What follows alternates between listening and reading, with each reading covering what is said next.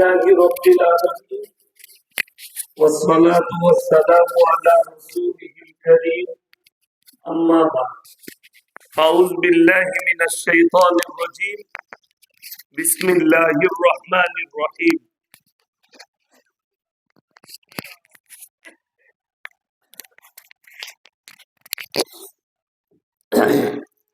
يا أيها المزمل قم الليل إلا قليلا نصفه أو انقص منه قليلا أو زد عليه ورتل القرآن ترتيلا وإلى مدين آخر فأعوذ بالله من الشيطان الرجيم بسم الله الرحمن الرحيم ألهاكم التكاثر حتى زرتم المقابر كلا سوف تعلمون ثم كلا سوف تعلمون كلا لو تعلمون علم اليقين لترون الجحيم ثم لترونها أين اليقين ثم لتسألن يومئذ عن النعيم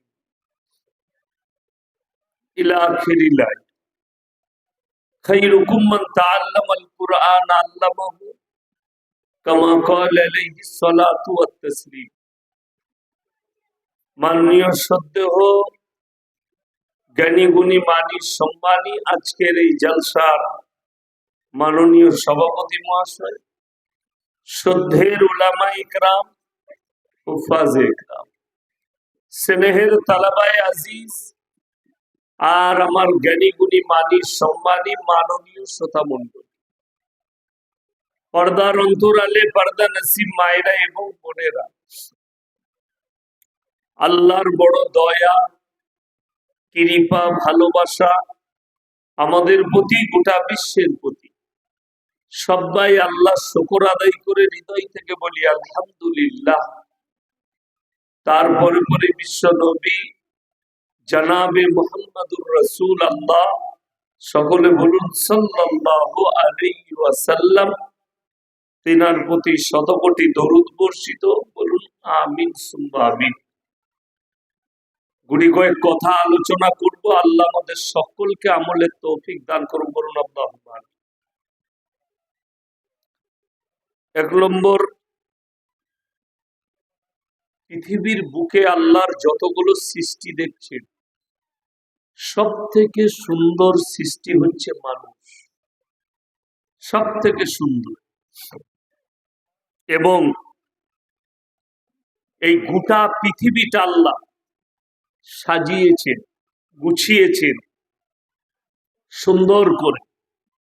পাহাড় পর্বত, ঘর বাড়ি, নদ নদী, নালা, পশু পক্ষী, ফল ফ্রুট, ফুল ইত্যাদি ইত্যাদি, সব আল্লাহ নিজের বান্দাদের জন্য, বান্দার জন্য সাজিয়েছে।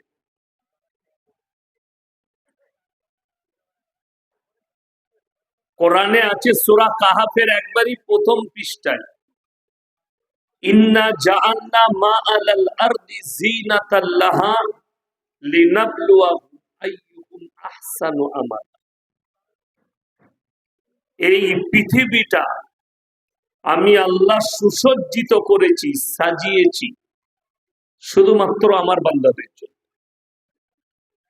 আল্লাহ বান্দার কাছ থেকে কি চেয়েছেন?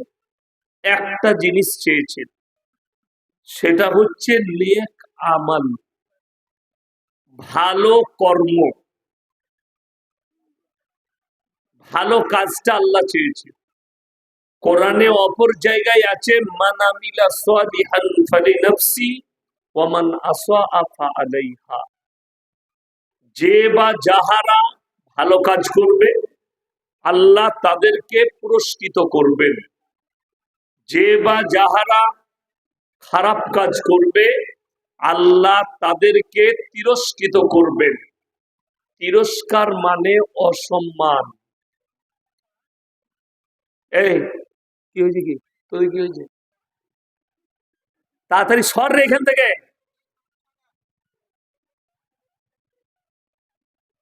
শুধু শুধু ঝামেলা শেষ না।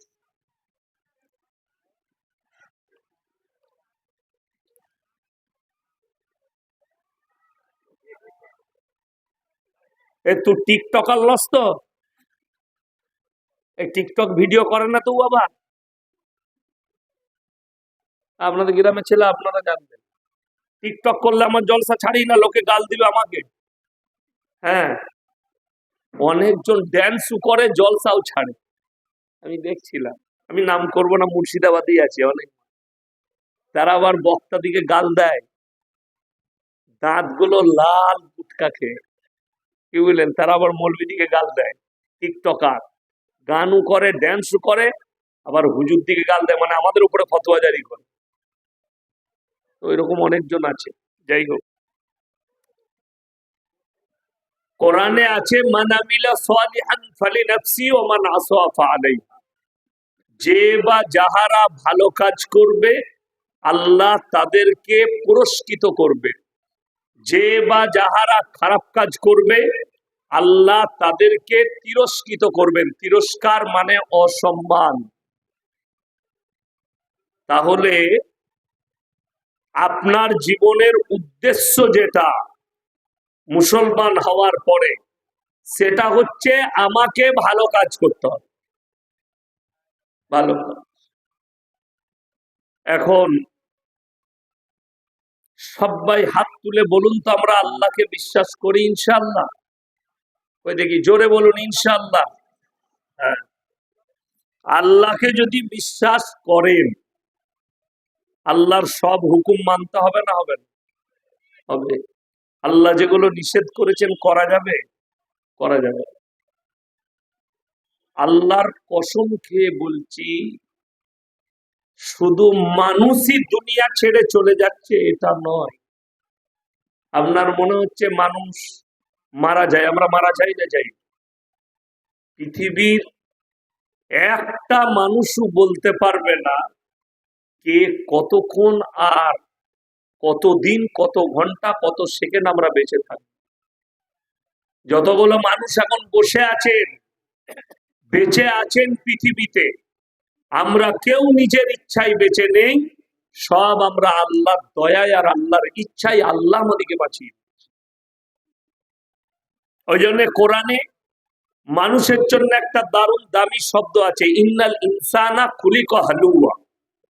আমি মানুষকে অসহায় আর দুর্বল করেছি, একটা মানুষও সবল নয়। আমাদের জীবনে তিনটে অংশ করেছেন আল্লাহ, তিনটে অংশ। একটা আল্লাহর নিজের, একটা পোকামাকড়ের, আর একটা আপনার আমার। যতগুলো মুর্শিদাবাদ ডিস্ট্রিক্টের ডাক্তার আছেন, এখানে যদি কোনো ডাক্তার বাবু থাকেন, কিংবা পৃথিবীর যত ডাক্তার আছে, সব ডাক্তার গুলোকে এক কাছে করুন। আমাদের বোম্বেতে খুব দামি দামি হসপিটাল আছে, লীলাবতী, কাকিলাবাইন, আম্বানির হসপিটাল। আমার বাড়ির কাছে একজন আমার বন্ধু, রাইস মিলের মালিক শামসুদ্দিন ভাই, ব্যায়াম করতে গিয়ে পেটে হম্বর পড়ে গিয়েছিল, তো নাড়িতে কিছু হয়েছিল, ওই কাকিলাবাইনে ভর্তি হয়েছিল। কত খরচ হয়েছে জানেন? 75 থেকে 80 লক্ষ টাকা। বলছে পার ডে 10 লাখ 15 লাখ করে ভর্তি হতো অ্যাকাউন্টে। মানে ডাক্তার হেভি, বুক ফাড়ছে, পেট ফাড়ছে, হাঁট ফাড়ছে, পিঠ ফাড়ছে, হাড় ফাড়ছে। ওই ডাক্তারগুলোকে, দামি দামি ডাক্তারগুলো যারা 10 লাখ 5 লাখ টাকা নেয় ফিস অপারেশন করতে, তাদেরকে এক কাছে করুন। আল্লাহর কসম খেয়ে বলছি, কিয়ামতের সকাল পর্যন্ত সময় রইল, কোন ডাক্তার, বৈজ্ঞানিক কেউ যদি বলে দিতে পারে মানুষের মধ্যে আল্লাহর রূহটা কোথায় রেখেছে, আজ পর্যন্ত কেউ বলতে পেরেছে? কথা বলে। কিয়ামতের সকাল পর্যন্ত পারবেন। নবীজি সাল্লাল্লাহু আলাইহি ওয়াসাল্লাম আল্লাহকে প্রশ্ন করেছেন, ওয়ায়াসালুনাকা আনির রূহ, ওগো আল্লাহ রূহটা কি? আমার আল্লাহ উত্তর দিয়েছে, কুলির রূহ মিন আমরি, রূহ হচ্ছে আমার আল্লাহর হুকুম। যতগুলো জানদার পৃথিবীতে আছে সকলের রূহ, সকলে বলুন কার কবজায়? আল্লাহর কবজায়, আমার কবজায় আছে। ওই জন্যে মানুষ শক্তিশালী নয়, মানুষ দুর্বল। কেউ নিজেকে শক্তিশালী ভাববেন না। টাকা, সম্পদ, বল, গাড়ি বাড়ি, লাঠির বল, চেয়ারের বল, দলের বল, পার্টির বল যারা দেখাচ্ছেন, তোমাদের কিচ্ছু নাই, দুর্বল। যদি বলেন কেমন করে, বর্তমানে পৃথিবীর দুটো প্রেসিডেন্ট সব থেকে সুরক্ষায় থাকে। একটা হচ্ছে আমেরিকার প্রেসিডেন্ট ডোনাল্ড ট্রাম্প, আর একজন হচ্ছে রাশিয়ার প্রেসিডেন্ট ভ্লাদিমির পুতিন। এই আমেরিকার প্রেসিডেন্ট যে গাড়িটাই চাপে, ফোর হুইলার, চার চাকাটাই, সেটার দাম প্রায় 1000 কোটি। কত বললাম? 1000 কোটি। যদি বলেন কেন, সেই গাড়িটায় কি আছে? সেই গাড়িটার মধ্যে অস্ত্র লেস আছে। গাড়িতে প্রেসিডেন্ট বসে থাকবে আমেরিকা, মিসাইল মারলে লাগবে না, গুলি মারলে লাগবে না, বারুদ মারলে লাগবে না। একজন যে সংস্থা গাড়িটা তৈরি করেছে, তাদের ইঞ্জিনিয়াররা বলছে ওই গাড়িটার 0 পয়েন্ট, মানে কাঁচে যদি AK-47 লাগিয়ে গুলি ছোড়া হয়, একটা স্কেচ পড়বে না। স্কেচ, স্কেচ মানে দাগ। তাহলে গাড়িটা কি কাঁচ দিয়ে তৈরি হয়েছে? গাড়ির ভেতরে ড্রাইভার বসে 3 থেকে 4 ঘন্টা যুদ্ধ করতে পারবে, বাইরে যারা থাকবে সব ধুলো উড়িয়ে দিবে। মিসাইল আছে, গোলা বারুদ ভরা আছে গাড়িতে। এখন আপনার আমার মনে হবে ওই গাড়িতে তো প্রেসিডেন্ট বসে থাকলে কেউ আর ছুতে পারবে না। আল্লাহর কসম করে বলছি, তারপরও দুর্বল। যদি বলেন কেমন করে, ইমানদারির সঙ্গে বলুন, প্রেসিডেন্ট গাড়িতে বসে আছেন, না কেউ গুলি ছুটতে পারবে, না কেউ টাচ করতে পারবে, কিন্তু মালাকুল মউত এলে কেউ বাঁচাতে পারবে? জোরে বলুন না সুবহানাল্লাহ। এইটাই তো আল্লাহর কুদরত, যে তোমরা যত সুরক্ষায় থাকবে, লোহার ঘরে থাকো, পানির তলে থাকো, যে বাড়িতে কাঁচের বাড়ির ভেতরে থাকো, আমার যেদিনে তোমার মৃত্যুর ঘন্টা বাজবে, পৃথিবীর আর কোনো শক্তি তোমাকে দাঁড় করিয়ে রাখতে পারবে না। আমি রূহকে কবজ করে নেব। তাহলে বোঝা গেল মানুষ আল্লাহর কাছে দুর্বল, মানুষ সবল নয়। আমাকে ইয়াসিনকে দেখছেন, সভাপতি সাহেবকে দেখছেন, আমার পাশে বসে আছেন বাবুকে দেখছেন, আরো আপনার এলাকা নেতা মন্ত্রী, চোর ছেঁচোর, ডাকাত, বাটপার, লুটেরা যাদিকে দেখছেন, ইয়াসিন, এখানে কেউ যদি বসে আছেন, বিয়ে হয়েছে, বাচ্চা হয়নি, হবে এমন একজন কেউ বাপ আছেন, বাপের বেটা বাপ, যে বলতে পারবেন আমার বেটা ছেলে হবে, আমি তাকে ডাক্তার করব, আমার ছেলে ডাক্তার হবে, আমার ছেলে প্রেসিডেন্ট হবে? কেউ বলতে পারবে? কথা বলে না, পারবে না। এটা আজকের কথা নয়, 1400 বছর আগে আমার আল্লাহ কোরআনে বলে দিয়েছেন, সূরা দাহার 29 পারা, একবারই প্রথম পৃষ্ঠা। হালাত আলাল ইনসানি হিনুম মিনাদ দাহরি লাম ইয়াকুন শাইয়াম মাযকুরা। হে আমার নবী, পৃথিবীর মানুষকে বলে দাও, হালাত আলাল ইনসানি হিনুম মিনাদ দাহরি লাম ইয়াকুন শাইয়াম মাযকুরা, আমি তোমাদেরকে দুনিয়াতে পাঠাবার পূর্বে তোমার গ্রামে, তোমার পরিবারে, তোমার অঞ্চলে কোন জায়গায় তোমাদের কোনো কালচার ছিল না। আমি আল্লাহ আমার দয়ায় তোমাদেরকে পাঠিয়েছি, আমার দয়ায়। ডাক্তার আমি তৈরি করেছি। আজকে যাকে ইয়াসিন দেখছেন বক্তা মনে হচ্ছে, আজকে যিনাকে সভাপতি দেখতে পাচ্ছেন, আপনার জানা নেই, কালকে যদি আমার খালি মেমোরিটা খারাপ আল্লাহ করে দেয়, মানুষ আর আমাকে বক্তা বলবে না, পাগল বলে ডাকে। ঠিক বললাম না ভুল বললাম? বড় ডাক্তার, ব্রেন খারাপ হয়ে গেছে, তাকে কেউ ডাক্তার বলে না, পাগল বলে। আমি একবার প্রথম জীবনে বর্ধমান টাউনে খাগড়াগড় মাদ্রাসায় ছিলাম। তো একজন শিক্ষক ছিল, ভালো আলেম, ব্রেনটা তার হঠাৎ খারাপ।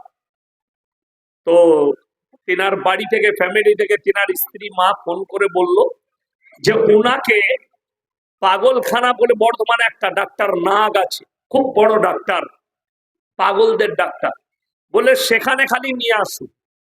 তো আমি ওনাকে সাথে করে টাউন সার্ভিসে চেপেছি, নিয়ে যাব। তো যখন চেপেছি, তো কলেজ ইউনিভার্সিটির গাদা ছেলে মেয়ে অনেক লোক আছে, তাকে নিয়ে চেপেছি। সে কি বলছে জানেন? সব লোককে, স্টুডেন্ট দিকে আমার জন্য বলছে আপনারা কেউ এর সাথে কথা বলবেন না, ব্রেনটা খারাপ, একে ডাক্তারখানা নিয়ে যাচ্ছি, আপনাদেরকে এখনই হাত চালিয়ে দিবে। আমার জন্য বলছে, আমার জন্য তাদেরকে বলছে। আমি মহা বিপদে, এরা আমাকে পাগল মনে করবে। তো তার কাছে যখন কন্ট্রাক্টর ভাড়া চাইছে, তখন আমাকে বলছে উনি দিবেন। তো আমি ভাড়াটা দিলাম, দিয়ে আমি সবাইকে বুঝাতে চাইছি যে ওর ব্রেনটা খারাপ আছে, কিন্তু বুঝবে কি করে? ও তো ভালো মুখে বলে দিয়েছে যে এই মালটার ব্রেন খারাপ। সবাই আমাকে দেখছে। তো দেখুন, এটা হাসির নয়, আমি দেখে অবাক হলাম যে একজন আলেম, তাকে যখন নিয়ে গেলাম, ডাক্তার বলছে তোমার কি হয়েছে? ডাক্তারকে ঘুরিয়ে বলছে আপনার একটু প্রবলেম আছে। ডাক্তারকে বলছে, কষ্ট লাগলো। যাকে আমরা ভালো আলেম বলি, ভালো কিতাব পড়াতো, হাদিস পড়াতো, ব্রেনটা চলে গেছে, মানুষটাকে পাগল বলছে। মানুষ আর বলেনি, মৌলবি আর বলেনি। আমার বন্ধুগণ, আমার ভাই, অনুরোধ করে বলছি আপনাদেরকে, অহংকার কেউ জমিনে করবেন না, বলুন ইনশাআল্লাহ। এই টাটালি ঘুরে বেড়াচ্ছিস কেন রে? হ্যাঁ, পা কোথা করে দেখ।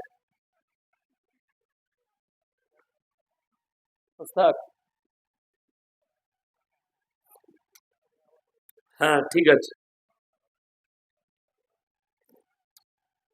বেয়াদবি মাফ করবেন, খালি গলাটা ভিজুচ্ছি, তারপরে আপনাদিকে দেখছি।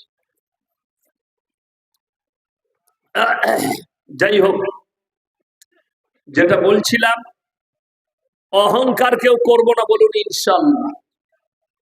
আর যখন ওয়াদা করেছেন, আল্লাহকে বিশ্বাস করি। আমি কিন্তু এখনো বক্তব্য শুরু করি নাই। আপনার কি মনে হয় বায়ান শুরু করে দিয়েছি? না না, আমি আল্লাহকে চিনাচ্ছি। আল্লাহ, মানুষের যোগ্যতা কি? আল্লাহ। এরপরে শোনাবো, মানুষ নিজেকে যেটা মনে করে সেটা নয়। জ্ঞানী, বুদ্ধিমান, শক্তিশালী, এটা কিন্তু মানুষ নয়। পৃথিবীর যতগুলো জ্ঞানী আছে, কেউ নিজের প্রশংসা করার যোগ্যতা রাখে না, সেওয়ায়ে আল্লাহ ছাড়া। আল্লাহ সৃষ্টিদের অহংকার করার জায়গা নাই, প্রশংসা করার।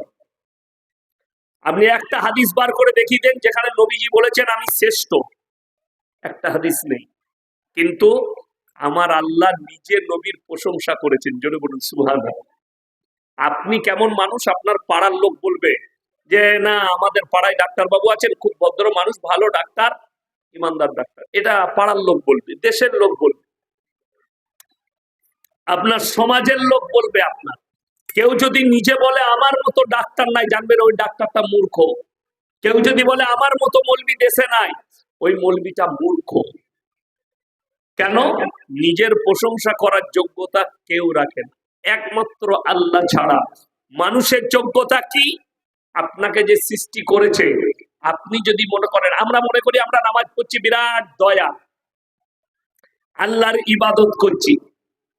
যদি আল্লাহ কোন মানুষকে কিয়ামত পর্যন্ত হায়াত দেয়, কোন ব্যক্তি কিয়ামতের সকাল পর্যন্ত হায়াত দেয়, আর সেই ব্যক্তি যদি মনে করে আমি আল্লাহর শুকর আদায় করে শেষ করব, একটা নিয়ামতের আল্লাহর কসম পারবেন।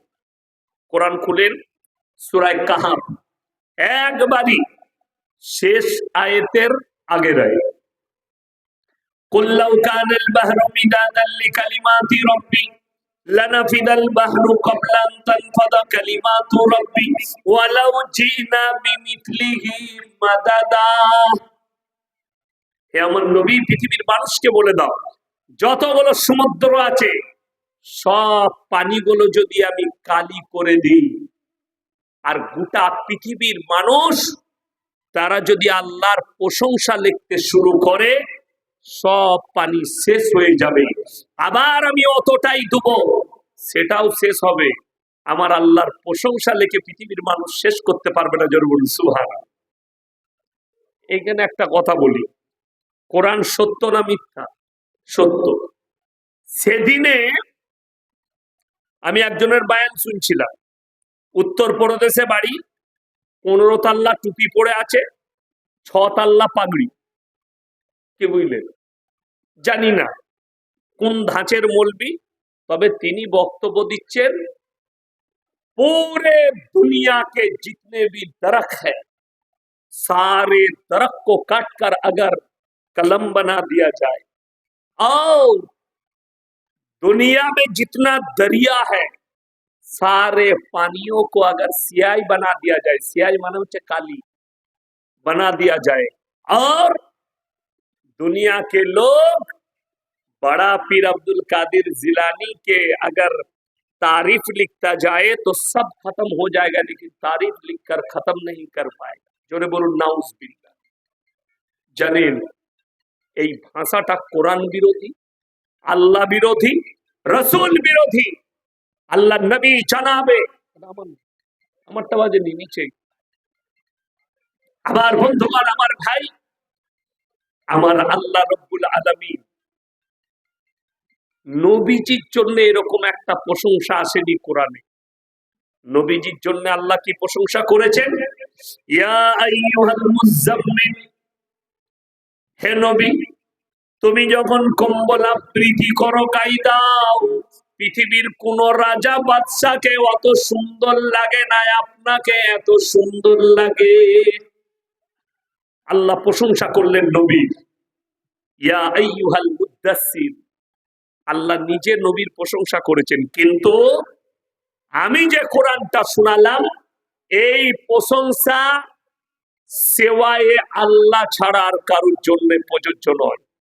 অথচ জিলাপি হুজুর, গুটকাখোর এই কোরআনের আয়াতের ব্যাখ্যাকে বড় পীরের নামে ফিট করছে, যে তার নামেও এরকম প্রশংসা করো। ইমান চলে যাবে, ইমান ধ্বংস হয়ে যাবে। যেহেতু এটা কোরআন আর হাদিস নয়, ইসরাইলি হাদিস, ইসরাইলি রেওয়ায়েত, এটা কোন রেওয়ায়েতই নয়। চলুন, এই যে আল্লাহ আপনার সৃষ্টিকর্তা, জানেন রূহটা সকলে বলুন কার হাতে? আল্লাহর হাতে। শরীর আপনাকে আল্লাহ যেটা দিয়েছে, এটা পোকামাকড়ে, আপনি আমি মরে গেলে কবর দিলে কে খায়? পোকামাকড়ে। এই শরীরটা পোকামাকড়ে। তাহলে রইল আপনার কি? আপনার আমার জীবনে যেটা সব থেকে গুরুত্বপূর্ণ, সেটা হচ্ছে নেক আমলটা, আমলটা, কর্মটা। সবাই কর্ম ভালো করবো ইনশাআল্লাহ। হ্যাঁ, এরপরে আমি বক্তব্য শুরু করছি।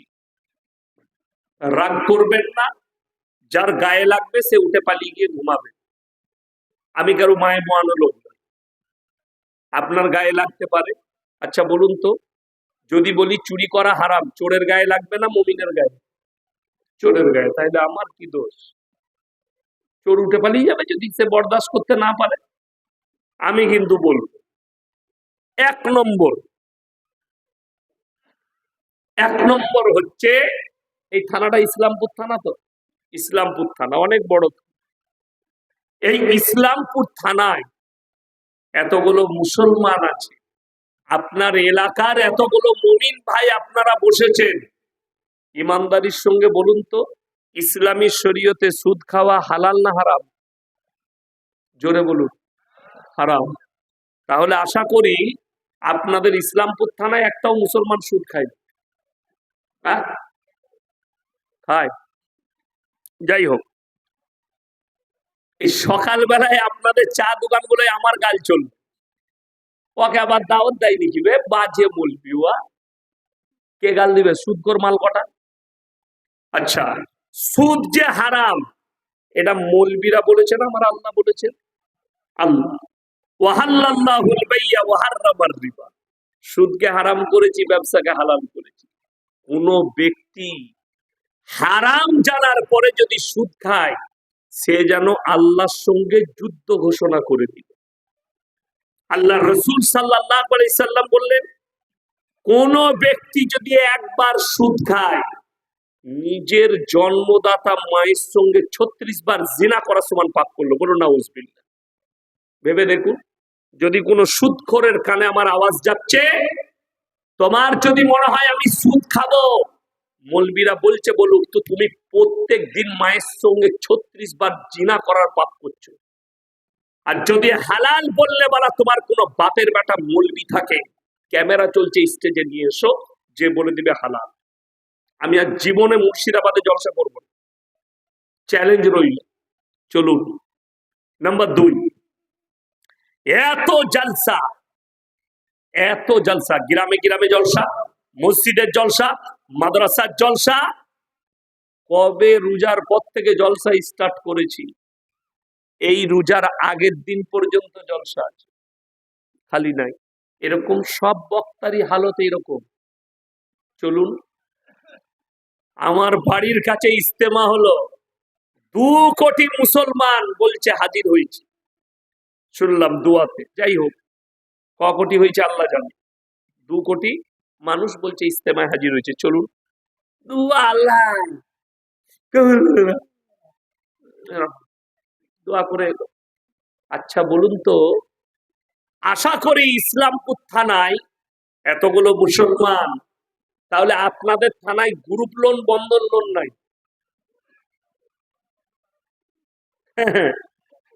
জমি বন্ধক নাই? আমার বন্ধুগণ, ভেবে দেখুন তো, কোন বাপের বেটা মৌলবি স্টেজে এখন এসে যদি বলতে পারে, আমাকে বাধা দিতে পারে, গ্রুপ লোন আর বন্ধন লোন শরীয়তে জায়েজ আছে, আপনি জানেন না, তিনি খালি হাদিস কোরআনের প্রমাণ দেবেন, আমি জীবনে আর বক্তব্য দেবো না। সেই মৌলবির জুতোটা হাতে করে নিয়ে আমি গাড়িতে চাপিয়ে বাড়ি যাবো।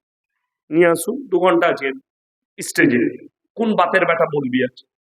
অথচ ইস্তেমায় কেঁদে এলো, 5 ওয়াক্তের নামাজ পড়ছে, আর তার বউ গ্রুপ লোনের হেড।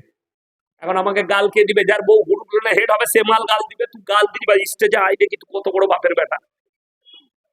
গাল আমাকে ওখানে বসে দিবি, গাল ফেসবুকে দিবে, ইউটিউবে দিবে। তোমার বাপের হিম্মত থাকলে তুই স্টেজে এসে আমাকে গালি দিয়ে দেখা, যে আপনি ভুল বলছেন, ওটা জায়েজ আছে। খালি বাপের হিম্মত থাকলে উঠাই তো দেখি কে তুই। আমি বর্ধমান জেলার লোক, শ্বাস নালীটা উকুড়ে দেবো স্টেজে দাঁড়িয়ে, বুকে পা দিয়ে, যদি সুদকে হারামকে হালাল বলতে চাও। এত বড় সাহস রাখে আমি মৌলবি শওকতের বেটা চ্যালেঞ্জ দিয়ে বললাম, কখনোই তুমি হারাম ইউজ করছো নিজেকে মুসলিম দাবি করে, এটা তোমার ব্যর্থতা, এটা শরীয়তের ব্যর্থতা নয়, এটা কোরআন হাদিসের ব্যর্থতা নয়, এটা আলেমদের ব্যর্থতা নয়। এই ব্যর্থতা হচ্ছে তোমার, যে তুমি ছাড়তে পারছো না। কেন? এমন সুদখোর হয়েছো যে নিজে সুদ তো খাচ্ছেই খাচ্ছে হারাম, বউকেও রাস্তায় নামিয়েছে, যা সুদ খা। হাজারো মেয়ে ওই জন্য তো জিনায় লিপ্ত হয়েছে। আমি দেখিয়ে দেবো, মোবাইল খুলে প্রমাণ দেবো, মোবাইলে আছে, ফেসবুকে ছুটছে, ইউটিউবে ছুটছে। বন্ধন লোন নিয়েছে, শোধ করতে পারে না, প্রতি সপ্তাহে ব্যাংকের লোক আসে বাড়িতে, আর তার বইয়ের হাতে ডিম সিদ্ধ আর চা খেয়ে যায়, আর এই লুকিয়ে পড়ে। 6 মাস পরে তার বউটাই নিয়ে পালিয়ে। এটা আমি গল্প বলি না, জেলার নাম করবো না, রেকর্ডিং হচ্ছে, তারা লজ্জা পাবে। জেলার নাম করে দিলে, থানার নাম করে দিলে লজ্জা পেয়ে যাবে। আপনি খোঁজ নিয়ে দেখুন, মোবাইল আছে, ফেসবুকে আছে। কেন? শুনেলেন, নবীজি বলেছেন, দাইয়ুস কোনদিন জান্নাতে প্রবেশ করবে না।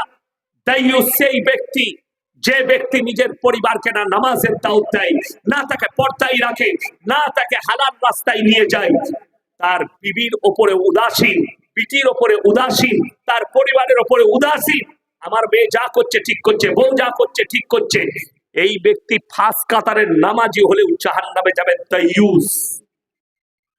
এটা লিখেলেন। আমার বন্ধুগণ, আমার ভাই, আপনি মনে করছেন আপনি নামাজ পড়েন, আপনার বিবি জিনা করবে, আল্লাহ ছেড়ে দিবে আপনাকে? আপনি দাউদ দিবেন? আমি কেন বলছি? বুকে হাত রেখে বলছি, যদি হিম্মত থাকে, আমার বর্ধমানে যদি কেউ ব্যবসা করে থাকেন, বর্ধমান টাউনে হিন্দু মুসলিম এমন কেউ নেই আমাকে চিনেন। মোবাইলে সবাই দেখে, সবাই দেখে মোবাইলে। আমি একবার রমজান মাসে মিষ্টি কিনতে গেছি, সব থেকে বড় দোকান রাধা বল্লভ মিষ্টান্ন ভান্ডার। তো আমি বললাম, দাদা এই মিষ্টি দেন, রমজান মাস রোজার জন্যে। তো মালিক বলল, স্যার আপনি 10 মিনিট একটু ওয়েট করবেন, বসবেন। আমরা কেন? বলে আমার ছেলে আপনার অনেক জলসা শুনে, একটু দেখা করবে, আমি ফোনে ডেকে নিচ্ছি। ছেলেটা বাড়ি থেকে এলোও না, দিয়ে আমার জন্য একটা স্পেশাল মিষ্টি তৈরি করেছিল, সেটা দিল। বললে, স্যার এটা রমজান মাসে ভোরের বেলায় খাবেন, এটা 2 মাস খারাপ হবে না, আপনার জন্য স্পেশাল বানিয়েছি। তাহলে নিশ্চয়ই সে আমার ভক্ত, আমার জলসা শুনে। শুনে না? যদি বলে দিতে পারে কোন দোকানদার যে ইয়াসিন সাহেবের স্ত্রী কিংবা মা দোকানে বসে বোরকা পরে একটা রুমাল কিনেছে, আমি জুতোর মালা পরে যাব আপনার এই গোড়াইপুর থেকে, ইনশাল্লাহ, চ্যালেঞ্জ ছুড়ে বললাম। আমি ওই জন্য বাপের বেটার মতো বুক ফুলিয়ে কথা বলছি, ভয় নেই। কেন? আমার স্ত্রী বেপর্দা নয়, আমার স্ত্রী বাড়ির বাইরে যায় জীবনে। আমাকে অনেক কাছের মানুষ দাওয়াত দেয় আপনার বিবিকে। তো আল্লাহ আমাকে এত ভাগ্যবান করেছে, আমার স্ত্রী গাড়িতে চাপলেই বমি হয়, তো সে বেরোতেই পারে না। মায়ের ঘর ঠিক মতো যায় না, 10 কিলোমিটার। 10 কিলোমিটার মায়ের বাড়ি যদি আপদে বিপদেও যায়, তো 10 বার দাঁড়াতে হয় তার বমির জন্য। তো সে কোথাও যায় না, আমার ঘরের 4 দেওয়ারির মধ্যে থাকে। এখন অনেক এই জালসাটা অনেক শিক্ষিত অশিক্ষিতরা শুনবে, দিয়ে বলবে, তাইলে আপনার বিবিকে তো আপনি অত্যাচার করেন। কোন বাপের বেটা মৌলবি যদি এসে আমাকে হাদিসে দেখিয়ে দিতে পারে যে বউকে নিয়ে পার্কে ঘুরতে যেতে হয়, বউকে নিয়ে কাশ্মীর যেতে হয়, বউকে নিয়ে রেস্টুরেন্টে খেতে যেতে হয়, আমি জীবন আর জলসা করবো না, চ্যালেঞ্জ দিলাম। বিবিকে নিয়ে ঘোরাটা নয়, বিবির সঙ্গে সৎ ব্যবহার হতে হবে, এটা হাদিস। বিবির প্রয়োজন মিটাতে হবে, এটা হাদিস। এইটা হচ্ছে আল্লাহর হুকুম, বিবির সঙ্গে সৎ ব্যবহার করো। তো আপনি আপনার স্ত্রীকে পাঠান না আমার বাড়িতে, আমার বিবিকে জিজ্ঞেস করবে, ইয়াসিন সাহেব আপনার কি মিঠাই, আমি জীবন আর জলসা করবো। ভাই ক্যামেরা ক্ষমা চাই, ওই জন্য বড় কষ্ট লাগে, দুঃখ লাগে। অনেক মানুষ কি বলছে জানেন? সেদিনে হাওড়ায় আমাকে বলছে, হুজুর মানুষ তো অভাবে লিখছে, লোন লিখছে অভাবে। আচ্ছা তুমি ক টাকা রিক্সা চালে কি চালাও? বলছে, হুজুর আমি টোটো চালাই। মানে ক টাকা রোজগার করিস? প্রত্যেক দিনে 1000 টাকা। মাসে কত হলো? মাসে কত হলো? 30,000। 5,000 টাকা কারেন্ট বিল বাদ দিয়ে দেন, রইল কত? 25,000। আপনার মৌলবীর বেতন কত মসজিদে? কথা বলে না? 6 থেকে 10,000। আর সে মাসে ইনকাম করছে 25,000। এই 10,000 টাকা মাসে রোজগার করে মৌলবী, এর বউকে গ্রুপ লোন করতে হলো না, এর বউকে বন্ধন লোন করতে হলো না। আর হারামখোর মাসে 25,000 টাকা রোজগার করে, বলছে কুলাচ্ছে না, আমার বউকে গ্রুপ লোন করতে হবে। তাহলে এখান থেকে একটা কথা কনফার্ম, যে তোমার যদি 25,000-এ বরকত না হয়, তোমার বাড়িতে নামাজ নেই, তোমার বাড়িতে দ্বীন নেই, তোমার ফ্যামিলিতে কোরআনের তেলাওয়াত নেই, তোমার ফ্যামিলিতে ইসলামের কিছুই নেই, খালি নামে তুমি মুসলমান হয়ে আছো। অথচ রাসূল সাল্লাল্লাহু আলাইহি সাল্লামের হাদিস, যারা আল্লাহর রাস্তায় দ্বীনের পথে থাকবে, আল্লাহ মৃত্যুকাল পর্যন্ত ইজ্জতের রুজি দান করবেন। জোরে বলুন সুবহানাল্লাহ। আপনি আল্লাহর রাস্তায় থাকুন, দ্বীনের পথে থাকুন। কে বলেছে যে শুধু মসজিদে নামাজ পড়তে হবে, ব্যবসা করতে পাবে না? কোনো মৌলবি বলেছে? আমরা বলেছি ব্যবসা হালাল, ব্যবসা সুন্নাত। আমার বন্ধুগণ, আমার ভাই, আপনি মনে করছেন আমি দোয়া চাইবো কবুল হয়ে যাবে? ইস্তেমায় গিয়ে দোয়া চেয়েছি, কবুল হয়ে যাবে? দোয়া কবুলিয়াতের জন্য, আল্লাহর কাছে দোয়া কবুল হওয়ার জন্য প্রথম শর্ত যেটা, সেটা হচ্ছে হালাল খাবার, তবে আপনার দোয়া কবুল হবে। আমাদের মুসলমানদের হাল জানেন কি? এত ভালো হাল্লা, গাড়ি চালায়, লরি ট্রাক চালায়, রোডে চেপেছে, বহরমপুর থেকে হাই রোড ধরেছে, যাবে কোথা? মালদা যাবে মাল খালি করতে। রোডে যাবি, হোটেলে দাঁড়িয়ে, ভাই এক বোতল মদ দে তোরে। মদ খাওয়া হয়ে গেল, তারপর বলছে মুরগির মাংস আর রুটি নিয়ে আয় তো। সে বেচারা হোটেলের কর্মচারী, ছোট ছেলে, মুরগির মাংস আর রুটি এনেছে। তখন সে নেশাই বলছে মুরগিটা জবাই না, কাটাবে, আপনি জুতো করে মারোকে। আচ্ছা, যে মদ খেলো তার আর ওইটা দেখে লাভ আছে? ও জানেই না যেমন মদটি হারাম তেমন কাটাটি হারাম। দুঃখটা কি জানেন আমাদের? সকাল রাতের বেলায় শুনে গেল সুদ খাওয়া হারাম, হারাম খেলে দোয়া কবুল হয় না। জলসা শুনতে বিয়ান এসছে, সকালবেলায় উঠে বাজারে গিয়ে বলছে যে ভাই 1 কিলো ভালো জবাই করা মাংস দে তো। 1 কিলো জবাই করা ভালো মাংস নিবে, কিন্তু দুঃখের বিষয় কি জানেন?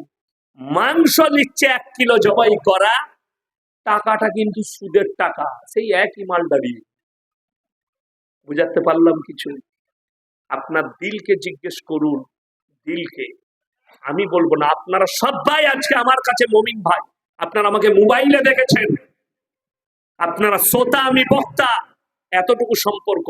আর একটা সম্পর্ক দিনই, এক মুমিন আর এক মুমিনের ভাই ভাই। তা বলে সুদখোর ইয়াসিনের ভাই হবে না, মুমিন আমার ভাই হবে। কথাটা বুঝাতে পারলাম? কে ভাই হবে? মুমিন। সুদখোর লয়, গাঁজাখোর লয়, মাতাল লয়। আপনারা বলুন মদ খাওয়া হালাল তো? হারাম। আমি আপনাকে ইসলামপুর থানায় দেখিয়ে দেবো, মুসলমানের ছেলে মদও খাচ্ছে, মদ বিক্রিও করছে। ঠিক বললাম না ভুল বললাম? লটারির টিকিট হারাম না হালাল? কথা বলে না? হারাম। আপনি মুর্শিদাবাদে ইসলামপুর থানার কোন বাজারটা নেবেন যেখানে মুসলিম ছেলে লটারি বিক্রি করে না? ঠিক বললাম না ভুল বললাম? মুসলমান লটারি বিক্রি করছে প্রকাশ্যে বাজারে, সেই মাল আবার জুম্মার দিনে 5 কাতারে থাকে। আমি বললি খারাপ বলবি? বড় কষ্ট। আমার বাজারে লটারি বিক্রি করছে, এরকম টেবিল লাগিয়ে এক হারামখোর। টেবিলে তো লটারি আছেই আছে, 2টো ফটো আছে, একটা পাথর চাবড়ির, একটা আজমিরের। আমরা এই দুটো কিসের ভাই? হুজুর বরকত দেয় না, পাথর চাবড়িতে বরকত, খাজা বাবা বরকত দিবে লটারিতে। ওই দেখেন না বাংলাদেশে একটা মাল, চাচা অল্প দাঁড়িয়ে আছে, মসজিদে ঢুকে বলছে আল্লাহ গো, 1 খান লটারি কেটেছি আল্লাহ, 1 কোটি লাগিয়ে দিও, জীবনে আর কাটবো না, তোমার ঘর থেকে বেরোবো না। এই দোয়াটা করা যাবে? আমি মনে মনে চিন্তা করলে এটা বাংলাদেশ বলেই সম্ভব। হ্যাঁ বাস্তব। এটা আমরা ভারতবর্ষে বাস করছি তো, কথা বলে না? ভারতে বাস করছি। ভারতে যদি আপনি একটা প্রমাণ দিতে পারেন, মুসলিম, হিন্দু, খ্রিস্টান, দলিত, আদিবাসী, যে কোনো ধর্মের, ভারতে এতগুলো ধর্মের মানুষ আছে, একটা প্রমাণ দেন যে অমুক ধর্মের মেয়েরা কোন একটা টাউনে ন্যাংটো হয়ে আন্দোলন করেছে, আমি আপনাদের কাছে ক্ষমা চেয়ে নেবো। খালি প্রমাণটা দিয়ে যান, মোবাইলে দেখিয়ে দেন, নাহলে আমাকে হোয়াটসঅ্যাপে পাঠিয়ে দিবেন। আর আমি আপনাকে বাংলাদেশের প্রমাণ দিচ্ছি। বাংলাদেশে মুসলমান রাষ্ট্র নাই ইসলামিক রাষ্ট্র?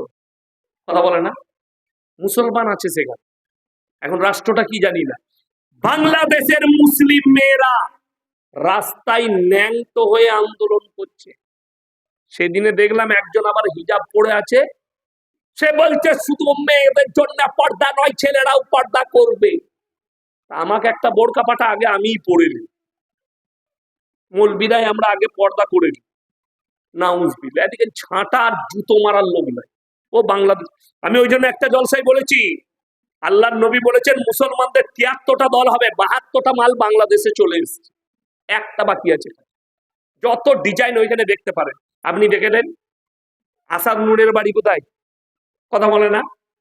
বাংলাদেশ। তসলিমা নাসরিনের বাড়ি কোথায়? বাংলাদেশ। যত নাস্তিক গুলো জন্ম বাংলাদেশে। আর একটা দেখলাম মাথায় টুপি পড়া মৌলবি নাস্তিক হয়েছে এখন নতুন, তার নামটা আমার মনে পড়ছে না। এক হারামের আওলাদ, সে নিজেকে মৌলবি বলছে, নাস্তিক হয়েছে, নবীজিকে, মা আয়েশাকে গালি দিচ্ছে। যাই হোক, বাংলাদেশ বলি সম্ভব, হিন্দুস্তানের নয়।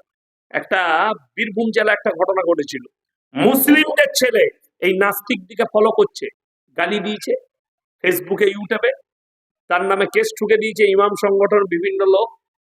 সে যোগাযোগ করে, ঠিক আমার সাথে যোগাযোগ করেছে, হুজুর একটু আপনি বলে দিলে ওই মৌলবি কটাকে, ওরা কেসটা তুলে নেবে, তার জিন্দেগি বরবাদ হয়ে যাবে, আন্দোলন হয়। কিন্তু বাংলাদেশে হাজার হাজার বেঈমান কাফের মুসলমান ঘরের ছেলে নাস্তিক হারামটাকে হালাল মনে করছে। আজকে অবাক হবেন, তা না হলে বাজারে কখনো প্রকাশ্যে একটা মুসলিম লটারির টিকিট বিক্রি করবে আর সে সমাজে বাস করবে, মুসলিম সমাজে, আর আপনারা তাকে অ্যাকসেপ্ট করবেন, তার বেটার বিয়েতে আপনি যোগদান করবেন, তার বিটির বিয়েতে যোগদান করবেন, সেই লোকটা মসজিদে চাঁদা দিবে, যে লোকটা প্রকাশ্যে সুদ খাচ্ছে, প্রকাশ্যে মদ ব্যবসা করছে, প্রকাশ্যে লটারির টিকিট ব্যবসা করছে, সেই লোক এখন এরা তো জেনে গেছে জান্নাতে যাবার খুব সুন্দর লাইন।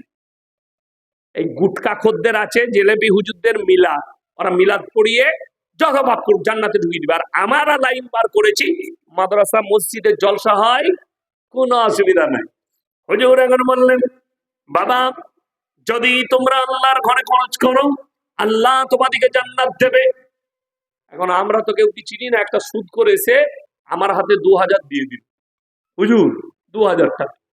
আমি যখন দোয়া করছি, আহার বান্দারে কোথায় ছিল, আর ছিল কিনা কিনা 2000 দিল দিয়ে জান্নাতে পড়বে।